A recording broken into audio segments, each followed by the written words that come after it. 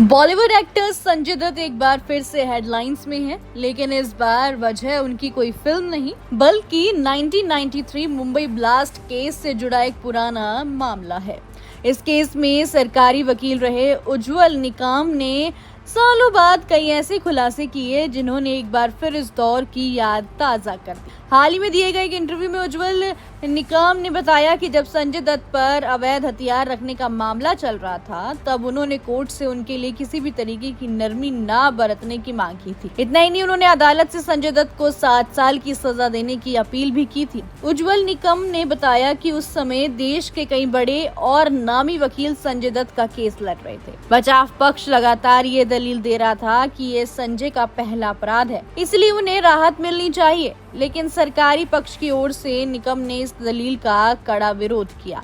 निकम के मुताबिक संजय दत्त को प्रोहिबिशन ऑफ ऑफेंडर्स एक्ट का फायदा नहीं मिलना चाहिए था क्योंकि मामला बहुत सीरियस था। उन्होंने कहा कि भले ही संजय दत्त को साजिश के आरोप से बरी कर दिया गया था, लेकिन आर्म्स एक्ट के तहत अवैध हथियार रखने का अपराध बहुत सीरियस था। उन्होंने आगे दावा किया कि संजय दत्त के पास जो हथियार मिला था वो अंडरवर्ल्ड डॉन दाऊद इब्राहिम के एक बड़े शूटर के जरिए उन तक पहुंचाया था। निकम का कहना था कि जब कोई व्यक्ति ऐसे अपराधी से हथियार लेता है तो उसे उसके अपराध इतिहास की जानकारी के लिए जरूरी होते हैं, इसलिए उन्हें पहली बार गलती करने का मासूम व्यक्ति की तरह नहीं देखा जा सकता। उज्ज्वल निकम ने बताया कि कोर्ट में उन्होंने पूरे जोर के साथ 7 साल की सजा की मांग की थी और आखिरकार अदालत ने उनकी तर्कों को स्वीकार करते हुए संजय दत्त को 7 साल की सजा सुनाई। इसके बाद निकम ने फैसले वाले दिन का एक बहुत ही इमोशनल किस्सा शेयर करा। उन्होंने बताया कि जिस दिन कोर्ट ने फैसला सुनाया उस दिन संजय दत्त काफी डरे हुए थे, उनके हाथ कांप रहे थे, वो बहुत इमोशनल नजर आ रहे थे। वहीं उज्ज्वल के मुताबिक कोर्ट ने उसी समय संजय दत्त की जमानत रद्द कर उन्हें हिरासत में लेने का आदेश दे दिया था। फैसला सुनते संजय दत्त बार बार यही कह रहे थे कि उन्होंने कुछ गलत नहीं किया और वो वापस आएंगे। उज्ज्वल ने बताया कि उस टाइम उन्होंने खुद संजय दत्त से कहा था कि मीडिया की नजर उन पर है, इसलिए खुद को संभालें और हिम्मत के साथ खड़े रहें।